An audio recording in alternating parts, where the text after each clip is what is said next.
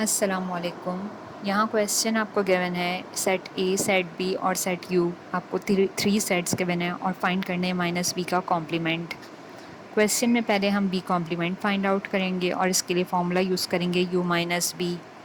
You universal set लिखा, फिर minus का साइन, फिर बी सेट लिखा। दोनों में सेम एलिमेंट्स को कैंसिल कर देंगे और यूनिवर्सल सेट में रिमेनिंग एलिमेंट्स हमारा आंसर होगा और ये कहलाएगा बी कॉम्प्लीमेंट।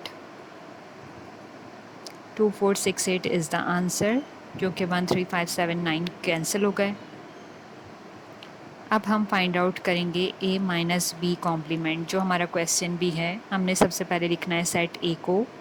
सेट a के एलिमेंट्स हैं हमारे पास 2468, फिर माइनस का साइन, फिर लिखना है बी कॉम्प्लीमेंट जो हमने फाइंड आउट किया है। और जब माइनस करते हैं तो दोनों सेट्स में कॉमन नंबर्स को कैंसिल कर देते हैं और रिमेनिंग एलिमेंट्स को आंसर लिख देते हैं।